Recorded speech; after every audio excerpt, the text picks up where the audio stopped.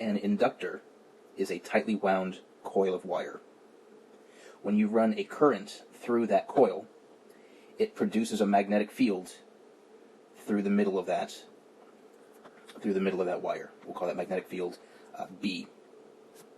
Then, if you're trying to run more current through the wire, if you're trying to change the amount of current, you have what develops what's called a back EMF, or a back voltage, where the voltage resists the increase in current. Essentially what's happening there is, when you have this polarity of your voltage, this is passive sign convention because the current is flowing into the positive terminal. And so this means that the inductor is dissipating energy. It's taking energy out of the circuit. But what's happening is, the reason we have this back EMF is that the current is increasing, and if the current increases, then the magnetic field increases as well. So this energy that seems to be being absorbed by the inductor is actually going towards producing a stronger magnetic field that corresponds to a larger current passing through this coil of wire.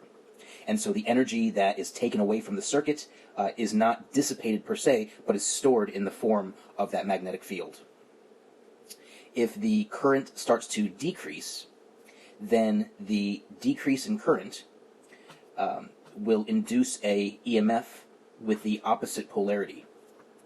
And so in this situation here, this is actually active sign convention. The current is going from a lower potential to a higher potential, and so the current is gaining energy as it passes through the inductor.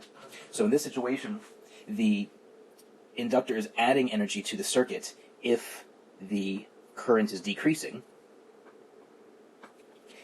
And what's happening is, a decrease in current means that the decrease in magnetic field, that dissipating magnetic field, is giving up energy, and that energy is going back into the circuit. So the inductor is acting as a energy storage device. It's storing energy. It takes energy out of the circuit to create a magnetic field.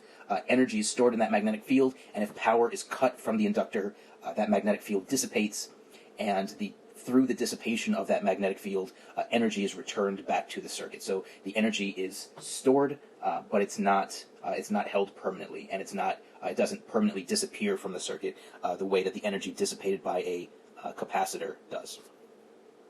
So the inductor has a relationship between the voltage across the inductor and the current through it, like any other two-port element, and we have this relationship here, which we won't get into the physics of it too much, but this is the sort of equivalent of Ohm's law for an inductor.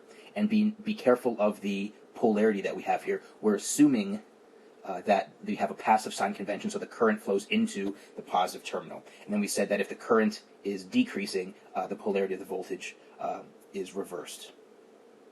Also note that if the current is constant, then the derivative of a constant amount is 0, and so the voltage across that inductor is 0. And if you have 0 voltage, that means you're acting like a short circuit. You're acting like just a piece of wire. Because in fact, an inductor is just a piece of wire. It's a piece of wire that's been put into the shape of a coil. So just by itself, just carrying current, it acts like a wire. The fact that it is in the shape of a coil gives you that back EMF due to Faraday's law and the principle of induction. If we know the current at any point in time, the current is typically going to be a function of time. It's going to be changing, and so if we know what the current is as a function of time, we can simply differentiate that function to find the voltage across the inductor, which itself will be a function of time. But if we want to go the other way, if we know the voltage across the inductor and we want to figure out what the current is, we have to do a little bit more figuring in that case. And so what we would do in that situation, if we're trying to solve for the current, if we assuming we know the voltage, is we would multiply both sides of this equation by dt, and we would end up with this relationship right here, that L times di is equal to V times dt. And what that's telling us is that for every instant in time that we have a certain voltage, the current is going to change proportionally to the voltage and the instant of time. We can solve this for di, and we're saying that a little change in current depends on the inductance of the inductor, L. It depends on the voltage across the inductor, and it depends on the time. So each instant that passes, the current changes by a little bit. What we're going to do here then is, if we integrate both sides, if we integrate di, we should get I, that's the current that we're looking for, and we'll have to integrate this term. You'll notice here that I've switched to a scripted I and a scripted T, because what we're going to do is we're going to integrate from some starting point, some starting instant in time, we'll call T0, because we're integrating this side with respect to time, so we're starting at an instant of time. We're integrating this side with respect to the current, and so there would have to be a current at that instant of time, a current that corresponds to this instant of time. And so this would have to be a fixed value, and there'd have to be a fixed current associated with that.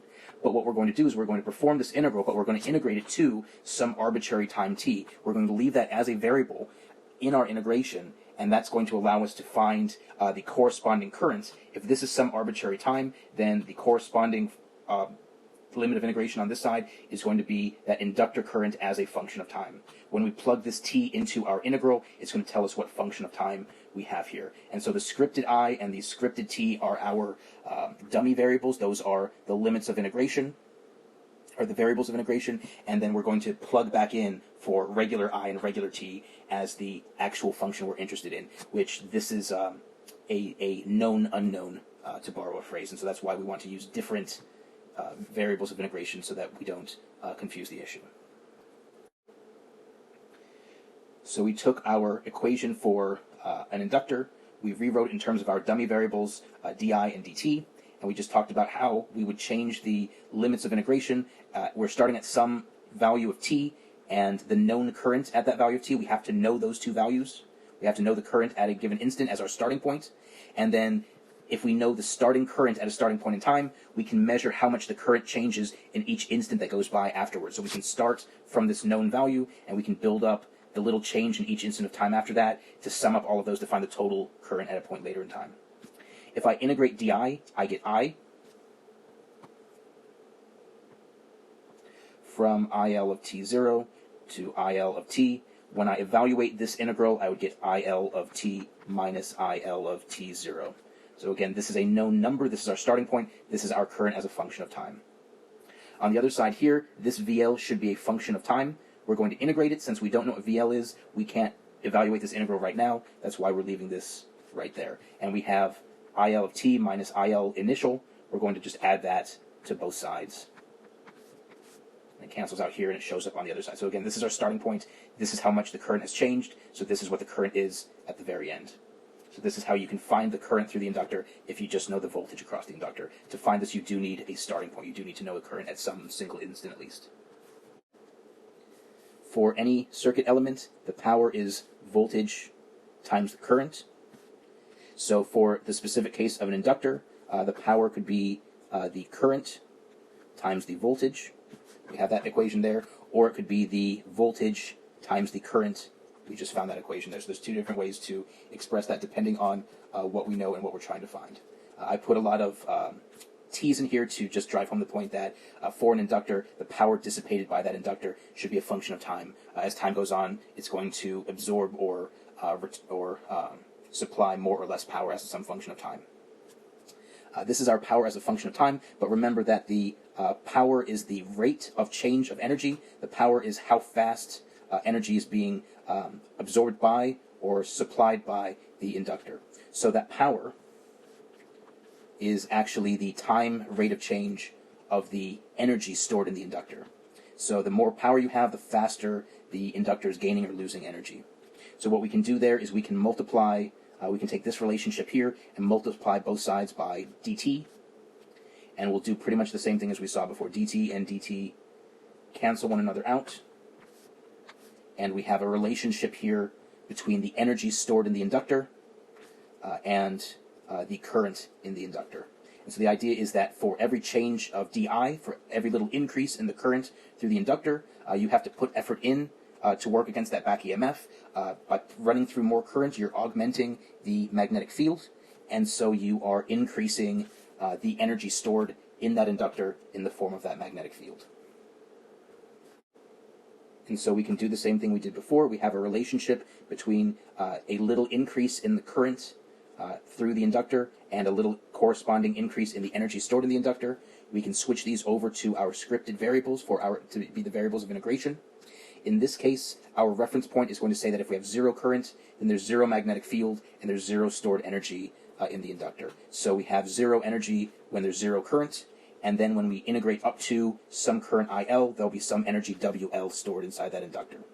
If I integrate dW, I just get W. From W to 0 just gives me W.